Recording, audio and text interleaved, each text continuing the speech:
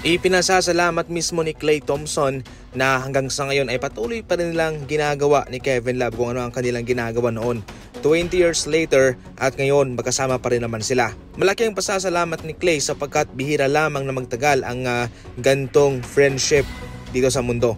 At ipinasasalamat rin po ni Klay Thompson na siya nagtagal sa NBA. Sa ngayon ay nakapaglaro na po ng at least 14 season itong si Klay Thompson sa liga. 13 season sa Golden State Warriors at 1 season naman sa Dallas Mavericks. Sa mga hindi pa nakakaalam dyan according sa research, ang itinatagal lamang po ng isang NBA player sa liga ay nasa 4 hanggang 5 taon lamang po. Nakadepende yan kung ano yung skill set na naibibigay mo. Kung ikaw yung isang tipong star player, syempre tatagal ka. Pero kung ikaw ay isang average na player lamang, ay siguradong kakaunti lamang yung taon na itatagal mo sa NBA. Magkaibigan itong sina Klay Thompson and Kevin Love.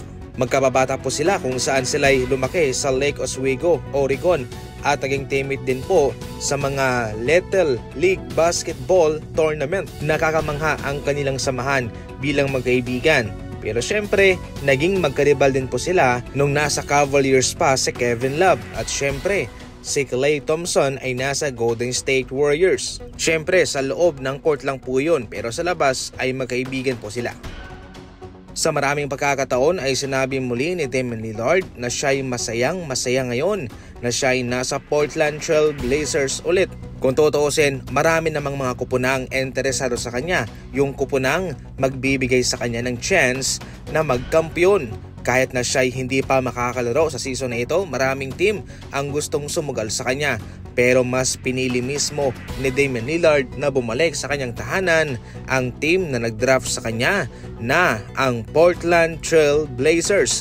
Ayon pa mismo kay Damian Lillard, "This is one of the times in my life where I feel extremely happy. Every day I wake up and I'm thankful. I'm waking up seeing my kids, taking them to school. I can just drive down to my mom's house. It's a blessing, man. I couldn't be happier." Nung umalis si Dame sa Portland Trail Blazers at pumunta sa Milwaukee Bucks, marami siyang na-miss sa kanyang buhay. Siyempre yung kanyang pamilya ay hindi niya kasama. Pero mayroon din pong ibig sabihin ang pagbalik niya sa Portland Trail Blazers. Sa puntong ito sa kanyang pagbabalik sa kanyang tahanan ay ini-wave na nga rin po ni Damian Lillard ang isang chance na siya ay magkampiyon sa NBA. Hindi naman sa ating minamaliit o binabastos itong kakayahan ng Portland Trail Blazers pero base lamang po sa kanilang kakayahan sa kanilang roster sa ngayon ay hindi po sila yung team na magko-contend for finals o kahit nasa conference finals lamang. Sa ngayon, yan lang po mga idol, isinuko na nga ho ni Damian Lillard ang chance na magkampiyon siya kahit na isa man lang sa kanyang NBA career.